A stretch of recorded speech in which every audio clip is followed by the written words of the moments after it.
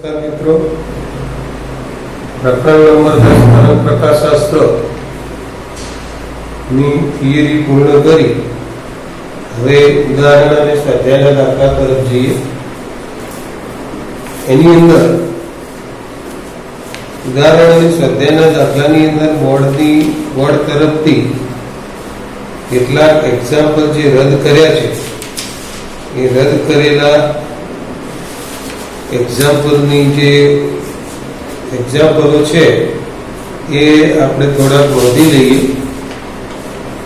જેમાં 10.6 ઉદાહરણ 10.6, 10.8 અને 10.9 આ ત્રણ ઉદાહરણ રદ કર્યા છે. સ્વાધ્યાયના દાખલા પણ નોંધી લો.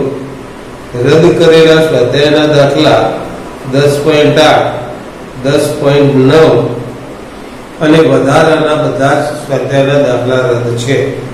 10.8 સ્વાધ્યાયના દાખલા 10.8, 10.9 અને વધારાના સ્વાધ્યાયના દાખલા રદ કરેલ છે. મિત્રો, પહેલું જે ઉદાહરણ છે એ દાખલા કરતા પહેલા આપણે પાઠ્યપુસ્તક, જરૂર પડે તો કુમાર પ્રકાશન અને ચોપડો અને પેન અને કેલ્ક્યુલેટર આટલી વસ્તુ જોડે લઈને આપણે વિડીયોને નિહાળીશું, જોઈશું અને સાથે સાથે એની નોંધ પણ કરતા જઈશું. એટલે બહુ ગંભીરતાપૂર્વક હવે આપણે લેવું પડશે, કારણ કે ક્યારેક પરીક્ષા આવી જાય એનું કોઈ નક્કી નથી. જેટલો ટાઈમ મળે તમને વધારે ટાઈમ જે મળ્યો છે એ તમારા નસીબમાં છે. એટલે તમે એને બરાબર મહેનત કરી, રિપીટેશન કરી, તૈયારી કરી, અમે જે ટેસ્ટો મૂકીએ એ ટેસ્ટો તૈયાર કરીને લખો તો ખૂબ જ સારું પરિણામ આવશે. મિત્રો, ઉદાહરણ 10.1 જે છે એ આપણે પાઠ્યપુસ્તકની અંદર જે ડોપલર અસર, ધ્વનિ પ્રકાશના તરંગ માટેની ડોપલર અસર, જે મુદ્દો કેન્સલ છે છતાં દાખલો આપણને કેન્સલ કરીને આપેલો નથી, એટલે આપણે ગણવો જરૂરી છે. જેવી રીતે 11મા ધોરણની અંદર ધ્વનિ માટે આપણે ડોપલર ઘટના ભણ્યા, એવી જ રીતે ધ્વનિ પ્રકાશના તરંગ માટે પણ ડોપલર ઘટના ભણવાની છે. ડોપલર ઘટનામાં કંઈક અલગતા આપણને દેખાય. વાસ્તવિક અવાજ અને સંભળાતા અવાજમાં જે ફેરફાર દેખાય એને ધ્વનિની ડોપલર ઘટના કહેવાય. વાસ્તવિક પ્રકાશની આવૃત્તિ અને અનુભવાતી આવૃત્તિ એમાં જે તફાવત દેખાય એને આપણે ડોપલર અસર તરીકે કહીએ છીએ. એટલે આપણા પ્રકરણની અંદર આ ડોપલર ની આવૃત્તિમાં જે ફેરફાર થાય છે એને આપણે ડોપલર શિફ્ટ કહીએ છીએ. મિત્રો, આ ડોપલર શિફ્ટનું જે સૂત્ર છે ડેલ્ટા મ્યુ અપોન મ્યુ, મતલબ કે delta F upon F is equal to minus V ત્રિજ્યાવર્તી અને ભાગ્યા સી. જો વી જે છે પ્રકાશનો માધ્યમનો વેગ છે અને સી એ શૂન્યાવકાશમાં પ્રકાશનો વેગ છે. મિત્રો, આ ડોપલર આવૃત્તિમાં થતા ફેરફારનું સૂત્ર છે જેને ડોપલર શિફ્ટ કહેવામાં આવે. હવે આપણે ઉદાહરણ નંબર 1 તરફ જઈએ તો આપણે એવું કહે છે કે આપણી સાપેક્ષે આકાશ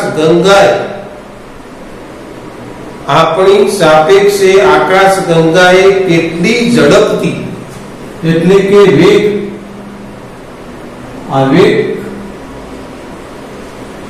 કેટલી ઝડપથી એટલે કે વેગ ગતિ કરવી જોઈએ કે જેથી લેમ્ડા બરાબર 589.0 mm થી સોડિયમ રેખા 589.6 mm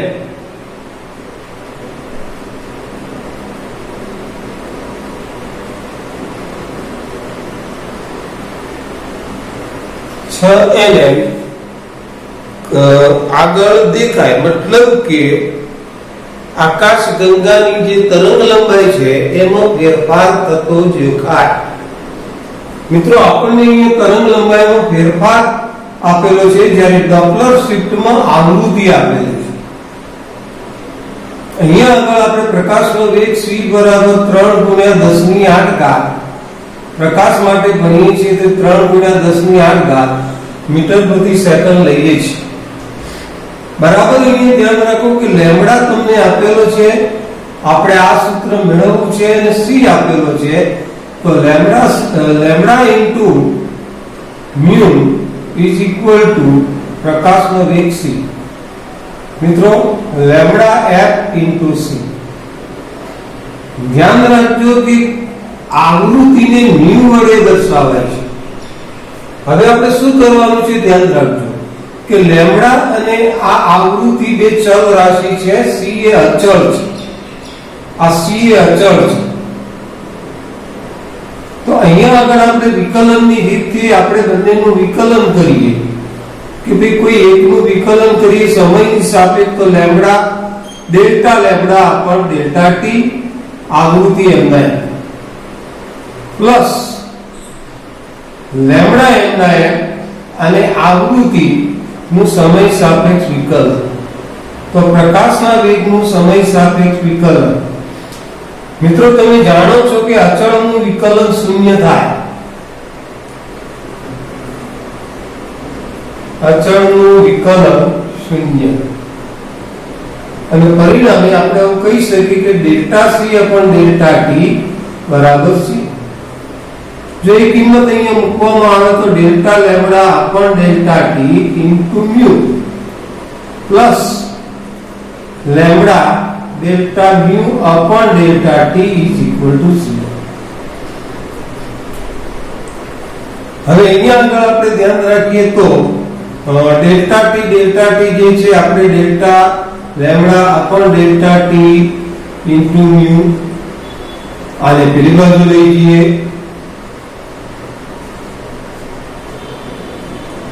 તો ડેલ્ટા ટી કેન્સલ થશે.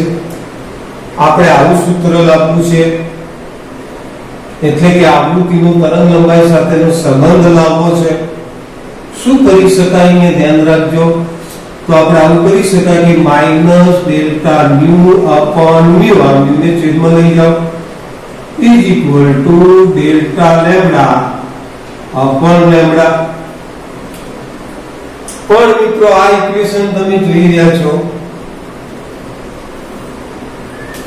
ડેલ્ટા મ્યુ અપોન મ્યુ બરાબર minus delta mu upon mu is equal two minus વેગ v upon c, minus minus plus થઈ જાય. મિત્રો અહીંયા આગળ માઈનસ માઈનસ પ્લસ થઈ જાય. આ સૂત્ર એના બરાબર તમે lambda delta lambda upon lambda લખી શકો. હવે આમાંથી તમારે જે શોધવાનું છે એને સૂત્રનો કરતા કરો વેગ શોધવાનો છે, તો delta lambda upon lambda into c. તો પ્રારંભમાં જે આ તરંગ લંબાઈ છે એ લેમ્બડા, આ લેમ્બડા ડેશ એટલે 589, મતલબ કે lambda dash minus lambda upon lambda into c. તો 589.6 માઈનસ 589.0 ભાગ્યા 589 ગુણ્યા 3 ગુણ્યા 10⁸.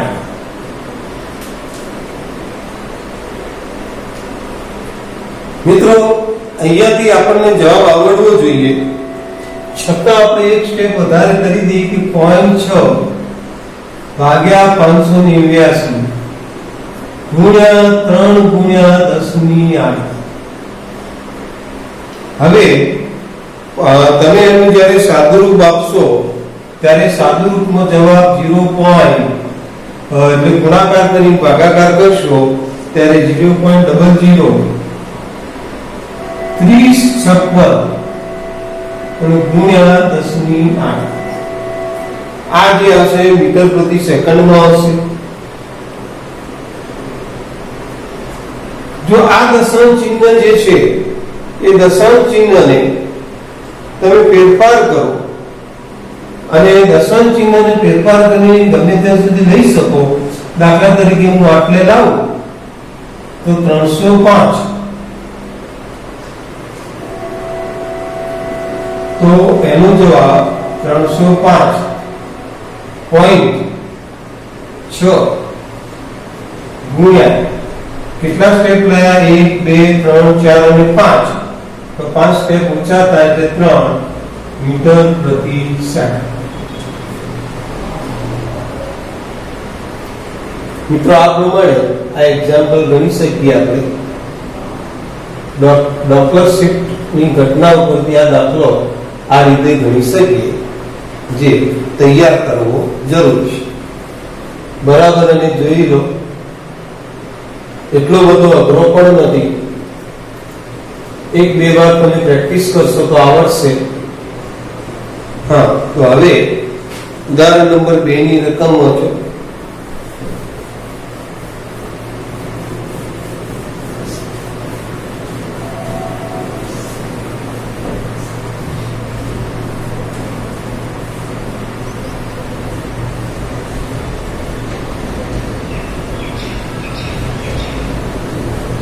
ઉદાહરણ નંબર 2 જે છે થિયરિકલ છે, એટલે એને પણ આપણે કેન્સલ કરીશું. એટલે એ પણ આપણે કેન્સલ કરવાનો છે. એટલે હવે ઉદાહરણ નંબર 3 ની રકમ. બરાબર, જો તમે એની થિયરી તૈયાર કરી છે, સૂત્રો તૈયાર કર્યા છે, તો સરળ એક્ઝામ્પલ છે, આવડી જાય એવો. પછી પાછળથી પસ્તાવાની વારી ના આવે. લખ્યું છે કે 2 સ્લીટ વચ્ચેનું અંતર, તો 2 સ્લીટ વચ્ચેનું અંતર જે આપણે વ્યતિકરણમાં લઈએ છીએ સ્મોલ ડી, વ્યતિકરણમાં સ્મોલ ડી જે એનું અંતર આપ્યું છે 1 mm. ત્યારબાદ પડદો 1 મીટર દૂર, સ્લીટ અને પડદા વચ્ચેનું અંતર 1 મીટર, સ્લીટ અને પડદા વચ્ચેનું અંતર 1 મીટર રાખવામાં આવે છે. જ્યારે 500 mm તરંગ લંબાઈ, 500 mm તરંગ લંબાઈ નો બ્લુ ગ્રીન પ્રકાશ વાપરવામાં આવે ત્યારે સલાકા વચ્ચેનું અંતર કેટલું? સલાકા વચ્ચેના અંતરને આપણે બીટા કહીએ છીએ. મતલબ કે ત્યારે સલાકા વચ્ચેનું અંતર કેટલું? મિત્રો તમને યાદ હોય તો 2 ક્રમિક પ્રકાશિત કે અપ્રકાશિત સલાકા વચ્ચેનું અંતર, એનું જે સૂત્ર છે એ λd/d આપણે સાબિત કરેલું છે. બીટાને 2 ક્રમિક સલાકા વચ્ચેનું અંતર કહેવામાં આવે છે. હવે આ બીટા આપણે શોધવા માટે સૌથી પ્રથમ આપણે બધા એના એકમો જોઈશું. તો આ mm ને આપણે મીટરમાં રૂપાંતર કરીએ. mm જે છે એ 500 ગુણ્યા 10⁻9 મીટર થાય. તો હવે આ ની અંદર તમે જ્યારે કિંમતો મૂકો, 500 ગુણ્યા 10⁻9 1 મીટર અને ભાગ્યા 10⁻3. બોલો હવે આની અંદર વધારે શું કરવાનું આવે? તો સાદુરૂપ આપીએ તો 500 ગુણ્યા 10⁻6 મીટર. હજી થોડુંક સાદુરૂપ આપીએ તો 5 ગુણ્યા 10⁻4 મીટર. અને હજી જો આપણે એને mm નો જવાબ લાવવો હોય તો 0.5 ગુણ્યા 10⁻3 મીટર. તમે જાણો છો કે 10⁻3 મીટર એટલે mm. તો આ ત્રીજા દાખલો છે, IMP દાખલો છે, મહત્વનો દાખલો છે. 2 ગુણો પૂછી શકાય એવો છે, એટલે જોઈ લો. યંગની વ્યતિકરણની સલાકામાં સ્લીટની પહોળાઈ આપણે d લઈએ છીએ, યાદ કરો. સ્લીટ અને પડદા વચ્ચેનું અંતર કેપિટલ D લઈએ છીએ, એ પણ યાદ કરો. પડદા પર જે બિંદુએ પ્રકાશિત કે અપ્રકાશિત સલાકા રચાય એ અંતરને આપણે x કહીએ છીએ. પણ અહીંયા બે ક્રમિક પ્રકાશી સલાહકાર વચ્ચેનું અંતર આપણે આ સૂત્રથી મેળવી શકીએ.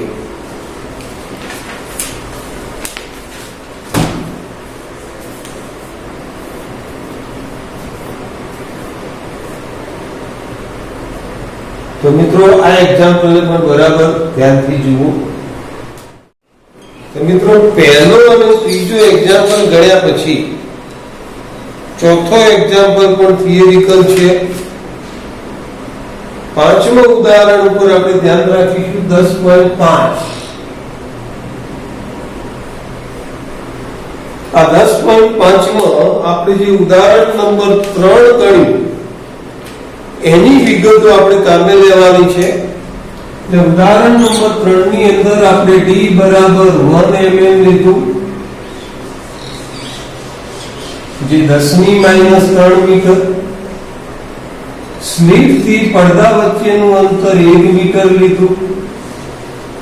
પ્રકાશની તે તરંગ લંબાઈ છે, એ પ્રકાશની તરંગ લંબાઈ 500 mm લીધી.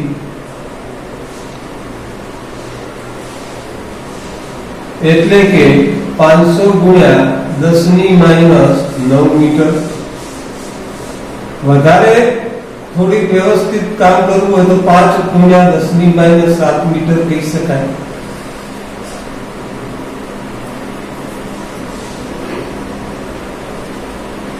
મિત્રો આ ઉદાહરણ 10.5 માં જ્યારે પરીક્ષામાં પૂછાય ત્યારે તમને આ વિગતો આપેલી હશે. એટલે એવું લખેલું હોય કે બે સ્લિટ વચ્ચેનું અંતર 1 mm અને પડદો 1 મીટર દૂર રાખવામાં આવે છે. જ્યારે 500 mm તરંગ લંબાઈનો બ્લુ ગ્રીન પ્રકાશ વાપરવામાં આવે ત્યારે દરેક સ્લિટની પહોળાઈ કેટલી હોવી જોઈએ કે જેથી દરેક સ્લિટની પહોળાઈ, હવે આમાં વિવર્તન પણ કામે આવ્યું છે, એટલે દરેક સ્લિટની પહોળાઈ, આ વિવર્તનની ઘટના થાય છે કે દરેક સ્લિટની પહોળાઈ કેટલી હોવી જોઈએ કે જેથી એક સ્લિટની ભાતમાંની અંડરલાઈન કરો મધ્યસ્થ અધિકતમમાં. મિત્રો આ મધ્યસ્થ અધિકતમની વાત વિવર્તનમાં આવે છે. વિવર્તનમાં સ્લિટની પહોળાઈને આપણે a કહીએ છીએ અને વ્યતિકરણમાં એની પહોળાઈને d કહીએ છીએ. તો દરેક સ્લિટની પહોળાઈ કેટલી હોવી જોઈએ કે જેથી એક સ્લિટની ભાતમાંથી મધ્યસ્થ અધિકતમ માં બે સ્લિટ ભાતના 10 મહત્તમો રચાય. તો અહીંયા આગળ આપણે ધ્યાન રાખીશું વ્યતિકરણ અને વિવર્તન બંનેને ભેગો કરેલો દાખલો છે. તો મિત્રો યંગના પ્રયોગમાં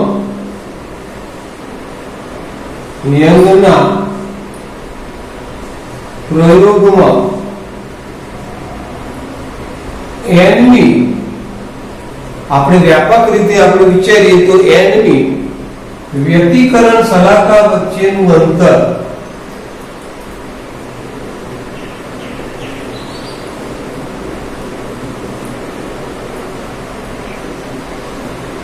સલાહકાર વચ્ચેનું અંતર xn is equal to n lambda d upon d. મિત્રો વ્યતિકરણ અને વિવર્તન બે ભેગું છે કઈ રીતે કહી શકાય? તો ઉદાહરણ નંબર 3 ની રકમ જ્યારે વાંચશો તો એ વ્યતિકરણની રકમ છે અને 5 ની રકમ વ્યતિકરણમાં વિવર્તનને જોઈન્ટ કરેલી છે. એટલે આપણે એવું કહેવું પડે કે n ની વ્યતિકરણ સલાહકાર વચ્ચેનું અંતર આટલું થાય. મિત્રો આના આધારે જો આપણે એની કોણીય પહોળાઈની વાત કરતા હોઈએ તો xn/d એટલે n લેમ્બડા upon d. મિત્રો xn/d એટલે કે 4 ભાગ્યા ત્રિજ્યા. xn એટલે આ અંતર મળે અને આ ડી મળે તો આ ત્રિજ્યા થઈ, આ એનો ચાપ થયો, ચાપ ભાગ્યા ત્રિજ્યા એટલે આપણને થીટા. તો આ એનું કોણીય પહોળાઈનું સૂત્ર આપણે ડાયરેક્ટ મેળવી શકીએ, થીટા n બરાબર n લેમ્ડા upon d. હવે રકમમાં જુઓ તો રકમમાં કીધું છે કે 10 મહત્તમ એટલે n ની કિંમત તમને 10 આપેલી છે, તો મતલબ એમ થાય કે થીટા 10 10 લેમ્ડા બાય ડી. આને આપણે એક સમીકરણ નંબર 1 કરીશું. આ શાના આધારે મેળવ્યું? વ્યતિકરણ આધારે. હવે જો આપણે વિવર્તનના આધારે મેળવીએ, વિવર્તન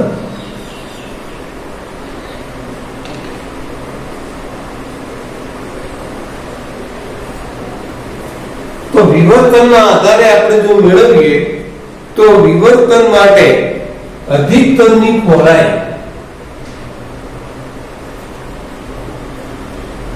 વિવર્તનમાં આપણે મહત્તમ એટલે કે અધિકતમ ની પહોળાઈ, આ સૂત્રને આપણે વિચારીએ તો તમે ભણી ગયા છો કે એનું જે સૂત્ર છે અધિકતમની પહોળાઈ એટલે આ ધારો કે આ મધ્યસ્થ અધિકતમ છે,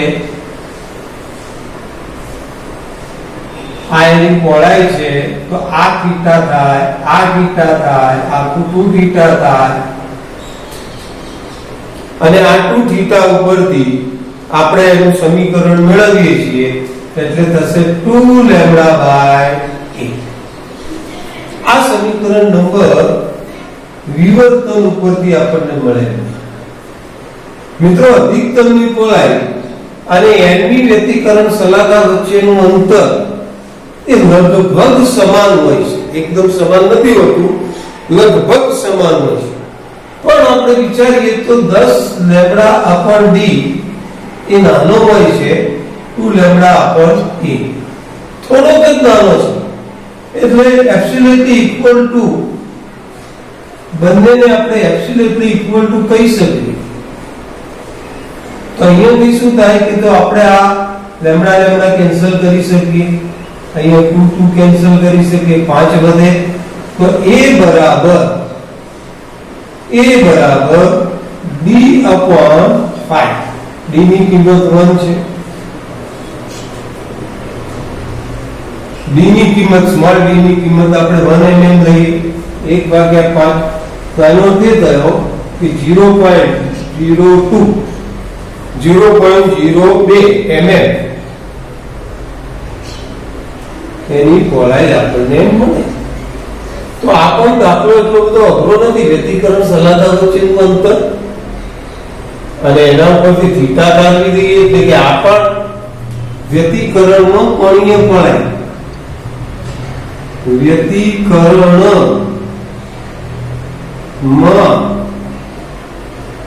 કોણીય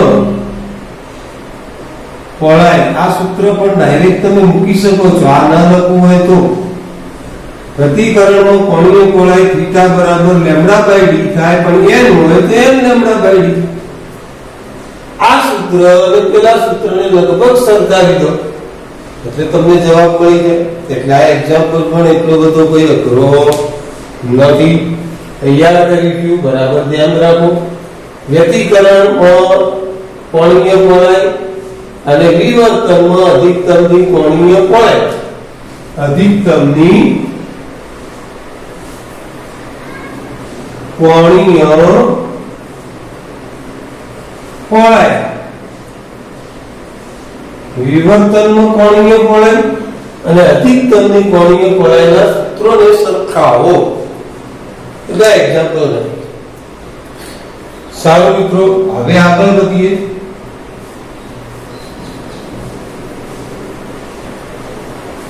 પહેલા પછીનો જે એક્ઝામ્પલ છે એને કેન્સલ કરેલો છે, બોર્ડના યાદી પ્રમાણે એને કેન્સલ કરેલો છે. પણ એના પછીનો જે દાખલો આવે એ દાખલો જે છે એનો મુદ્દો, થિયરિકલ મુદ્દો બોર્ડમાંથી કેન્સલ છે પણ દાખલો કેન્સલ નથી.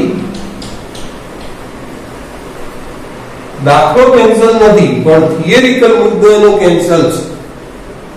એટલે આપણે દાખલો ગણીશું.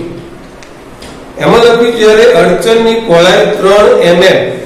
અડચણ શબ્દ આવે એટલે વિવર્તન સમજી લેવાનું. અડચણની પહોળાઈ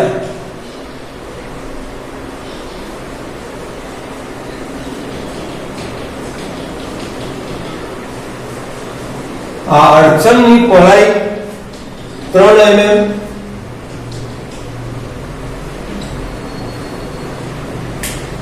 અને તરંગ લંબાઈ લેમ્બડા 500 mm. એટલે કે 500 ગુણ્યા 10⁻⁹ મીટર, મતલબ કે 5 ગુણ્યા 10⁻⁷ મીટર. અને 3 mm નું મીટર એટલે 3 ગુણ્યા 10⁻³ મીટર. આપણે રૂપાંતર કરી દીધું પહેલેથી. આગળ વચ્ચે હોય તો કયા અંતર માટે કિરણ પ્રકાશશાસ્ત્ર એક સારી સંકેતતા હશે? મતલબ કે કયા અંતરે પ્રકાશનું કિરણ કેટલા અંતર સુધી સીધી રેખામાં ગતિ કરે. સમજી લો કે અહીંયા આગળ આવું કોઈ અડચણ છે અને એના ઉપર તમે કોઈ પ્રકાશ આપાત કરો છો.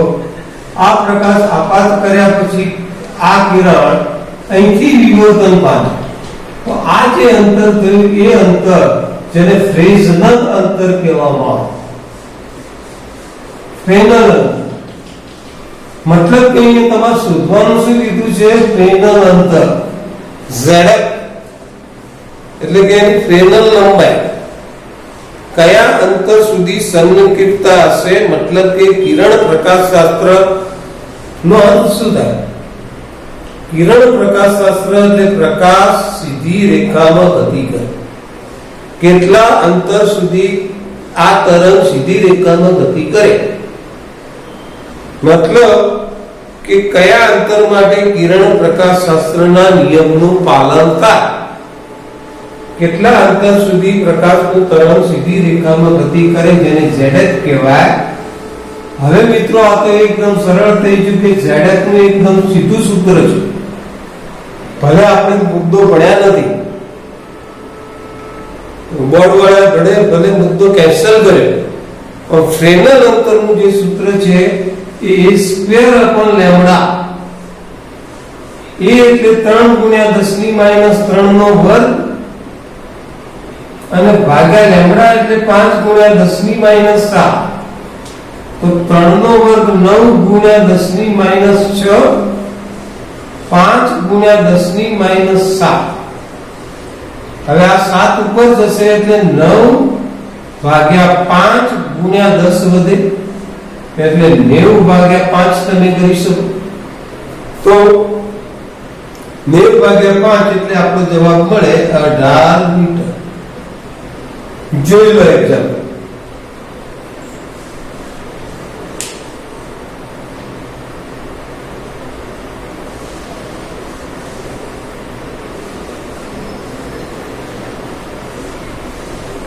મિત્રો જે મેં એક્ઝામ્પલ તમને ગણાયા છે એના જેવા બીજા એક્ઝામ્પલ પ્રેક્ટિસ કરવા માટે કિરણ પ્રકાશ કુમાર ભૌતિક વિજ્ઞાનની અંદર કુમાર પ્રકાશનનો આપેલા છે. પહેલો ગણાયો તો એના જેવો બીજો પહેલો આપ્યો છે, આપણે જાતે ગણીશું. 10.3 તો એના જેવો જ પણ 10.3 બીજો પ્રેક્ટિસ માટે આપ્યો છે. 10.5 તો એના જેવો 10.5 બીજો પ્રેક્ટિસ માટે આપ્યો છે અને આ 10.7 પણ પ્રેક્ટિસ માટે આપ્યો છે. એટલે જે દાખલા પ્રેક્ટિસ માટે આપેલા છે એ ગણજો એટલે તમને આ વસ્તુ તૈયાર થઈ જાય. મિત્રો અહીંયા આગળથી ઉદાહરણના એક્ઝામ્પલ પૂરા થાય છે. આપણે સ્વાધ્યાયના એક્ઝામ્પલ ઉપર જઈએ છીએ. કેટલા કેન્સલ કરાયા છે, કેટલા રાખ્યા છે એની વાત તો અમે તમારી સમક્ષ કરી ચૂક્યો છું. એટલે હવે આપણે સ્વાધ્યાયના એક્ઝામ્પલ તરફ જઈએ છીએ. મિત્રો સ્વાધ્યાયનો દાખલા નંબર 1 IMP મોસ્ટ IMP છે. એમાં લખ્યું છે કે 500 ને 89 nm તરંગ લંબાઈ ધરાવતો એકરંગી પ્રકાશ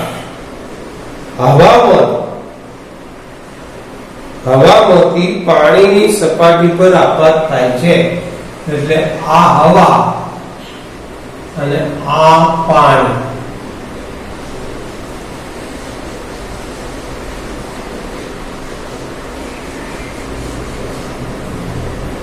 તો અહીંયાથી આપણને આપ્યું છે તરંગ લંબાઈ લેમ્બડા બરાબર 589 nm. મીટરમાં આપણે રૂપાંતર કરીએ તો 589 ગુણ્યા 10⁻⁹ મીટર આપાત થાય છે. મિત્રો, પ્રશ્નનો જવાબ આપવાના છે કે પરાવર્તિત જ્યારે પ્રકાશનું તરંગ હવામાંથી પાણી પર આપાત થાય ત્યારે એનો કેટલો પ્રકાશ પાછો ફેંકાય, એટલે પરાવર્તિત થાય, કેટલો પ્રકાશ પાણીના માધ્યમમાં જાય. આ વસ્તુ આપણે સમજવાની. દાખલા તરીકે આ પ્રકાશ હવામાંથી પાણીની સપાટી પર આપાત થાય, એમાંથી કેટલો પ્રકાશ પાછો ફેંકાય એટલે પરાવર્તિત થાય, અને કેટલો પ્રકાશ પાણીની અંદર ગયો એટલે વક્રીભૂત કહેવાય. તો પ્રશ્ન છે કે પરાવર્તિત પ્રકાશની તરંગ લંબાઈ કેટલી, આવૃત્તિ કેટલી અને ઝડપ કેટલી. બીજો પ્રશ્ન છે કે વક્રીભૂત પ્રકાશની તરંગ લંબાઈ, આવૃત્તિ અને ઝડપ કેટલી. તો મિત્રો, અહીંયા આગળ આપણે જાણીએ છીએ પ્રકાશ હવાના માધ્યમમાં ગતિ કરે ત્યારે એનો વેગ 3 × 10⁸ મીટર પ્રતિ સેકન્ડ હોય. એનો અર્થ એ થયો કે આપાત પ્રકાશનો વેગ અને પરાવર્તિત પ્રકાશનો વેગ સરખો થાય. મતલબ કે પરાવર્તિત પ્રકાશની ઝડપ એ આપાત પ્રકાશની ઝડપ જેટલી થશે. એટલે આપણે પહેલો પ્રશ્નનો જવાબ એનો આપી શકીએ કે ભાઈ પરાવર્તિત પ્રકાશની ઝડપ, પરાવર્તિત પ્રકાશની ઝડપ એ કના જેટલી હશે તો 3 × 10⁸ મીટર પ્રતિ સેકન્ડ હોય. કેમ ભાઈ? તો આપાત પ્રકાશ હવામાં છે, પરાવર્તિત પણ હવામાં છે, એટલે હવામાં બંનેની ઝડપ સમાન. પરાવર્તિત અને આપાત પ્રકાશની ઝડપ સમાન. સાથે સાથે બીજી કઈ રાશિ સમાન થાય? એની તરંગ લંબાઈ. આપાત પ્રકાશની તરંગ લંબાઈ જેટલી હશે એટલી જ પરાવર્તિત પ્રકાશની ઝડપ હશે અને તરંગ લંબાઈ હશે. તો પરાવર્તિત પ્રકાશની તરંગ લંબાઈ પણ 589 nm, એટલે કે 589 ગુણ્યા 10⁻⁹ મીટર થાય. તો મિત્રો, આની ઝડપ પણ સરખી એટલી જ થાય, તરંગ લંબાઈ પણ એટલી જ થાય. હવે પ્રશ્ન એ છે કે આવૃત્તિ. મિત્રો, આવૃત્તિ જે છે, હમણાં આપણે એક સૂત્ર લખીશું, C બરાબર લેમ્બડા ઇન્ટુ મ્યુ. હવે આની આવૃત્તિ આપી નથી, તો એ પણ આવૃત્તિ આના જેટલી જ થાય. પણ આપણે આવૃત્તિ આના ઉપરથી શોધી શકીએ કે મ્યુ બરાબર C upon લેમ્બડા. તો C એટલે 3 × 10⁸ અને આ થશે 589 ગુણ્યા 10⁻⁹. હવે આનું જ્યારે તમે સાદુરૂપ આપો ત્યારે એની જે આવૃત્તિ મળે એ 0. તમે કેલ્શિયમ ઉપર સાદુરૂપ આપશો 0.00509 ગુણ્યા ઘાત એની થશે 10⁻⁷ હર્ટ્ઝ. હવે આને એકમોમાં તમે સાદુરૂપ આગા પાછા કરી શકો. ધારો કે આની અંદર 5 પોઈન્ટ લાગવો હોય તો 5.09 ગુણ્યા 10⁻³ સ્ટેપ આયા એટલે 14 ઘાત.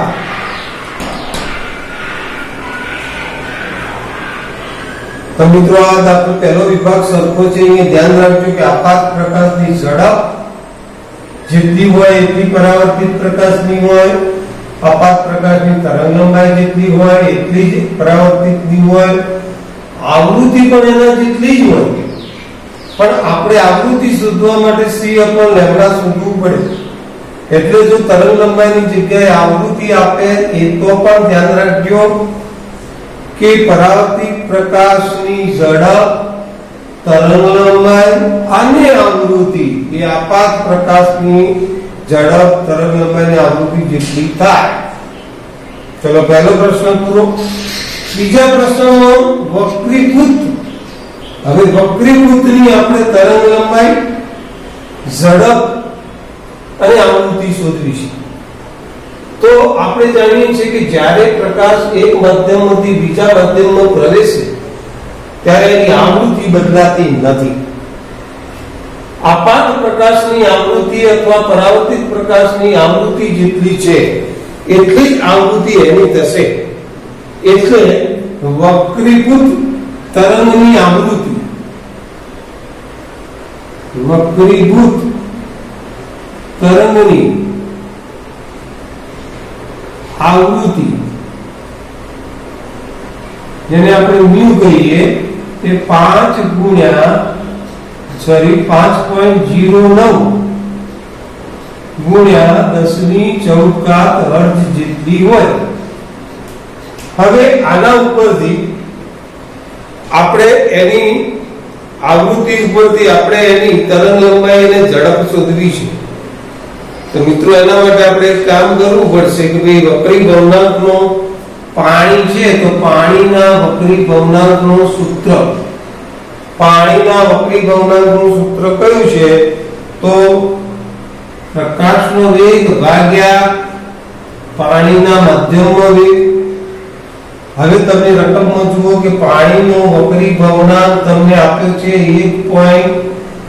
1.33. રકમમાં તમને આપ્યું છે કે પાણીનો વક્રી ભવનાંક 1.33 છે.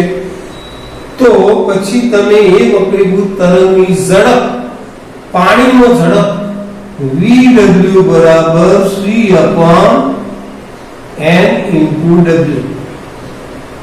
સૂત્ર યાદ રાખજો, વક્રી ભવનાંક એટલે માધ્યમમાં શૂન્યાવકાશમાં ઝડપ ભાગ્યા માધ્યમમાં. પાણીના માધ્યમનો વક્રી ભવનાંક એટલે શૂન્યાવકાશમાં વેગ અને પાણીમાં વેગ. એના આધારે પાણીમાં વેગ તમે શોધી શકો.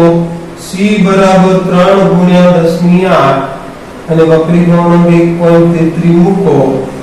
કેલ્ક્યુલેટર ઉપર 3 ભાગ્યા 1.33 કરો એટલે જવાબ તમને 2.2556 જેટલો મળે. मतलब કે 2.2610⁸ મીટર પ્રતિ સેકન્ડ મળે. તો આ તમે શોધી કાઢી ઝડપ. આ મિત્રો તમે શોધી કાઢી એની ઝડપ. તો વક્રીભૂતની આવૃત્તિ તો અચળ છે, ઝડપ શોધાઈ. હવે આપણે શોધવી છે તરંગ લંબાઈ. મિત્રો અહીંયા આગળ તમે આ સૂત્ર વાપરી શકો છો કે માધ્યમ માટે આનું સૂત્ર બનાવવું. પાણીના માધ્યમ, તો પાણીના માધ્યમમાં એનું સૂત્ર તમે આવી રીતે બનાવી શકો કે લેમ્બડા ઇન્ટુ આવૃત્તિ બરાબર પાણીના માધ્યમમાં વેગ. તો એના ઉપરથી તમે એની તરંગ લંબાઈ ગણો તો VW બરાબર Vmu આ વેગ છે. અહીંયા વેગ જે મળ્યો 2.26 ગુણ્યા 10⁸ અને આવૃત્તિ જે મળી એ 5.09 ગુણ્યા 10⁻14. આનું સાદુરૂપ આપી દો એટલે તમને સીધો એની તરંગ લંબાઈ મળે. એ જવાબ મળશે તમને 0.354.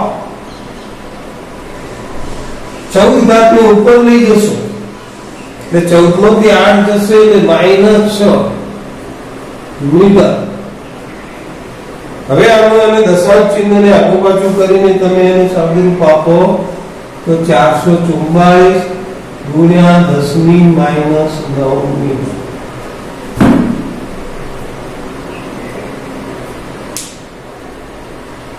મિત્રો જુઓ તો આ એક આઈએમપી એક્ઝામ્પલ છે. હવામાંથી પ્રકાશનું કિરણ આવે છે, હવા અને પાણીના માધ્યમને છૂટી પાડતી સપાટી પર આઘાત થાય છે, એમાંથી કેટલું પાછું પડે છે એટલે પરાવર્તિત થાય છે, અને કેટલોક પ્રકાશ પાણી માધ્યમ બદલીને હવામાંથી પાણીમાં જાય છે. મિત્રો જ્યારે પ્રકાશનું કિરણ એક માધ્યમમાંથી બીજા માધ્યમમાં જાય ત્યારે એ વાંકું વળે છે. પાતળામાંથી ઘટમાં જાય એટલે લંબ તરફ વાંકું વળે. આવું તમે કિરણ પ્રકાશ શાસ્ત્રમાં ભણ્યા છો. એટલે એ વક્રીભૂત કિરણ. હવે આપાત તરંગ હવામાં છે, પરાવર્તિત તરંગ પણ હવામાં છે, એટલે લગભગ એની બધી રાશિ સમાન થઈ જાય.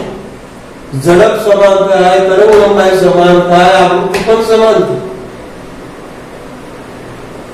તો પરાવર્તિત પ્રકાશની ઝડપ તમને જે હવામાં આપી છે એટલી પ્રકાશના વેગ જેટલી થશે, તરંગ લંબાઈ પણ એટલી જ થશે, અને આવૃત્તિનું સૂત્ર લગાવ્યું. પણ મિત્રો જ્યારે પ્રકાશ પાતળા માધ્યમથી ઘટ માધ્યમમાં જાય ત્યારે એનો વેગ બદલાય, વેગ ઘટે. પાતળામાંથી ઘટમાં જાય તો એનો વેગ ઘટે.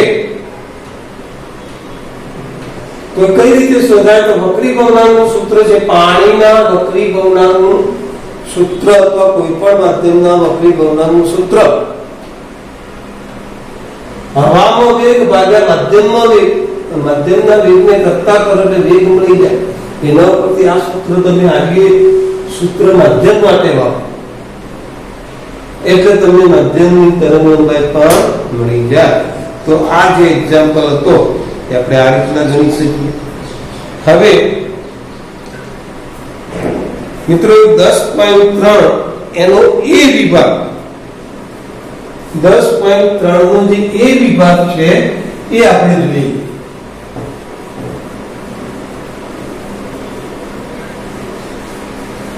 બે ગુણની અંદર કદાચ પૂછાઈ જાય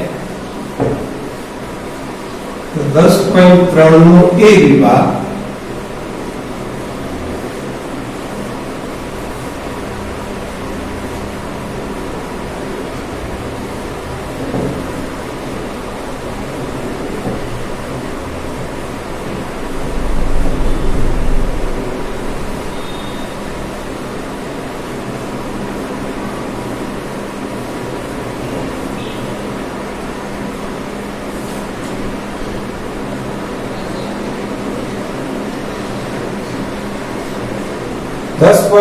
નો વિભાગ એવો છે કે કાચનો વક્રીભવનાંક 1.5 છે.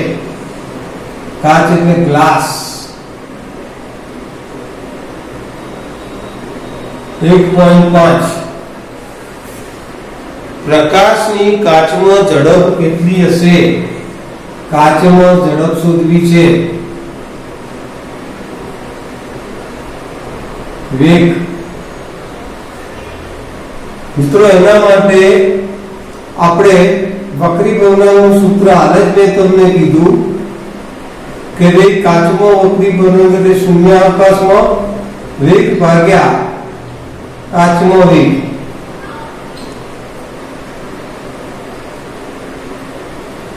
તો એના ઉપરથી કાચમાં વેગ આપણે શોધવો હોય તો આને સૂત્રનો કરતા કરી દેવા.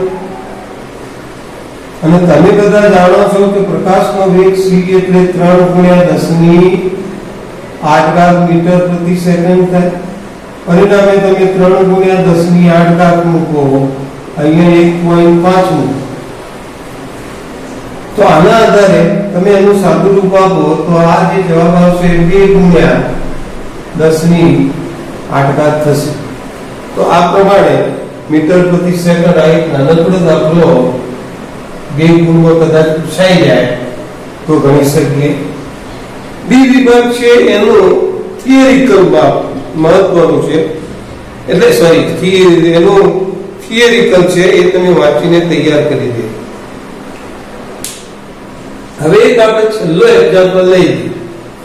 10.4 મિત્રો આ સમજણ પડી ગઈ. ગ્લાસમાં વેગ વક્રી પરિમાણ આપે છે. વક્રી પરિમાણનું સૂત્ર શૂન્યાવકાશમાં વેગ ભાગ્યા મધ્યમમાં વેગ આગળ ગણો એ રીતે જ.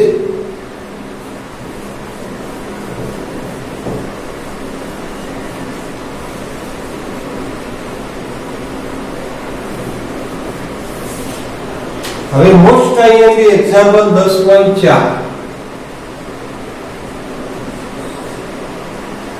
10.4 ખૂબ જ મહત્વનો દાખલો છે, આપણે ધ્યાનમાં રાખીશું. તો એની રકમ આપણે વાંચીશું. યંગના પ્રયોગની રકમ છે. વેરી આઈએમપી દાખલો છે. યંગના બે સ્લિટના પ્રયોગમાં બે સ્લિટ વચ્ચેનું અંતર એટલે સ્મોલ ડી, સ્લિટ અને પડદા વચ્ચેનું અંતર એટલે કેપિટલ ડી, અને તરંગ લંબાઈ એટલે લેમ્ડા. આ ત્રણ વસ્તુ તો નક્કી છે. તો યંગના બે સ્લિટના પ્રયોગમાં બે સ્લિટ વચ્ચેનું અંતર 0.28 mm અને પડદો 1.4 મીટર દૂર આપેલો છે. મધ્યસ્થ પ્રકાશી સલાકા અને ચોથી પ્રકાશી સલાકા વચ્ચેનું અંતર, મધ્યસ્થ પ્રકાશિત સલાકા એટલે પડદા ઉપર અહીંયા મધ્યસ્થ પ્રકાશિત સલાકા રચાય, એટલે ચોથી પ્રકાશિત સલાકા રચાય. આ અંતર છે. તો પડદાના મધ્ય બિંદુથી જ્યાંથી પ્રકાશિત સલાકા રચાય એ અંતરને x કહેવાય. વ્યાપક રીતે આપણે એને xn કહીએ. ચોથી છે એટલે x4 કહીએ. અને આ જે અંતર આપ્યું છે એ અંતર 1.2 સેમી જેટલું છે. તો પ્રશ્ન છે કે પ્રયોગમાં વપરાયેલ પ્રકાશની તરંગ લંબાઈ કેટલી? બોલો, એકદમ સરળ બાબત. કઈ સૂત્ર આપણે વાપરી શકીએ? આના માટે કઈ સૂત્ર વાપરીશું? nમી પ્રકાશિત સલાકા, nમી પ્રકાશિત સલાકાનું સ્થાન, nમી પ્રકાશિત સલાકા નું સ્થાન, અથવા બીજા શબ્દોમાં કહેવાય કે મધ્યસ્થ પ્રકાશિત સલાકાથી nમી સલાકાનું અંતર. સૂત્ર થશે xn n lambda d upon d. આવું તમે ભણી ગયા છો. ચોથી છે એટલે હવે આપણે x4 કહીશું અને 4 lambda d upon d. Lambda ને આપણે શોધવો છે. તો લેમ્ડા ને સૂત્રનો કરતા કરીએ તો x4 * d અને નો ગુણાકાર ભાગ્યા 4 * d. મિત્રો આવો દાખલો આવે એટલે ચેતી જવાનું. એના એકમો સરખા કરવાના થશે એટલે 0.28 ગુણ્યા 10⁻³ હજી આપણે વ્યવસ્થિત સાદુરૂપ એને આપી દઈએ તો 28 ગુણ્યા 10⁻5. હવે આપણે બુદ્ધિ પ્રમાણે એને આજુબાજુ કરવાનું, અથવા તો તમે 2.8 કરો તો પણ ચાલે. એટલે છેદ આપણને ઉડાડતે પાર 2.8 ગુણ્યા 10⁻4 આ મીટરમાં છે.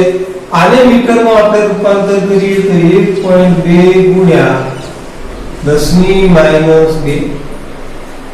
કિંમતો મૂકી દઈએ તો x4 ની કિંમત 1.2 ગુણ્યા 10⁻2, સ્મોલ d ની જે કિંમત છે 2.8 ગુણ્યા 10⁻4 અને છેદમાં 4 ગુણ્યા કેપિટલ D ની જે કિંમત છે 2.8 કેપિટલ ડી ની કિંમત 1.4, 1428 એટલે આ તો ચિત્ર છે ઉડી ગયો.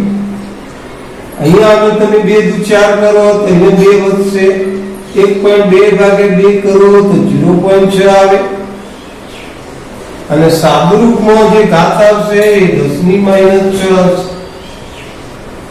મિત્રો 0.6 ગુણ્યા 10 ની માઈનસ જે આપણને ઘાત મળી એ -6 ઘાત અહીંયા મળી. હવે આને આપણે એંગસ્ટ્રોમમાં રૂપાંતર કરવાનું છે. એંગસ્ટ્રોમમાં રૂપાંતર કરવા માટે 10 ની -10 લાવવું પડે. એટલે 10 ની -10 તમે લાવો એટલે અહીંયા આગળ આપણે એને 0.6 ગુણ્યા 10 ની 4 ઘાત, અને અહીંયા આગળ 10 ની -6 ગુણ્યા 10 ની -4 એટલે આ થશે 6000 ગુણ્યા 10 ની -10, અથવા તો આ દશાંશ પોઈન્ટને આપણે 4 સ્ટેપ ખસેડવું પડે. એટલે એનો જે જવાબ આવશે 6000 એંગસ્ટ્રોમ.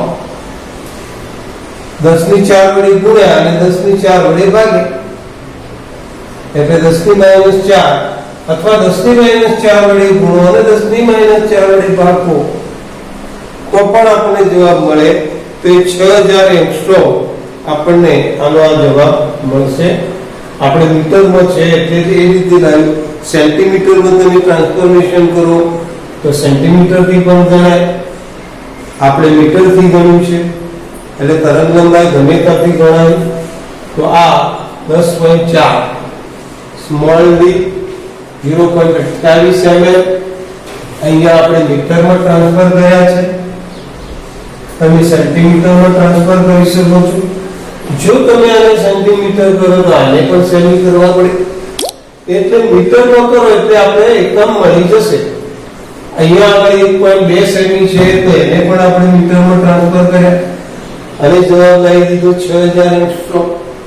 તરંગ લંબાઈ જો શોધવાની આવે તો કાળજી રાખજો કે એને મીટરમાંથી એંગસ્ટ્રોમમાં રૂપાંતર કરવાના થાય. એટલે 1 મીટર જે છે એ 1 મીટર બરાબર 10 ની -10 મીટર બરાબર 1 એંગસ્ટ્રોમ થશે. બીજા શબ્દોમાં 1 એંગસ્ટ્રોમ બરાબર 10 ની -10 મીટર અને 1 એંગસ્ટ્રોમ બરાબર 10 ની -8 સેમી. તો અહીંયા હાલ સુધી આપણે અત્યાર સુધી અહીંયા સુધી દાખલા રાખીએ છીએ. સ્વાધ્યાયના 2 દાખલા ગણ્યા, 3 ગણ્યા નોંધ લેજો. 10.1 10.3 નો એ વિભાગ અને 10.4 આખો 10.4 આઈએમપી મોસ્ટ આઈએમપી, એટલે એને આપણે ધ્યાન રાખીશું અને તૈયાર કરીશું. તો હા આપણે આટલા સુધી રાખીશું. ચલાયેલા બધા દાખલા તૈયાર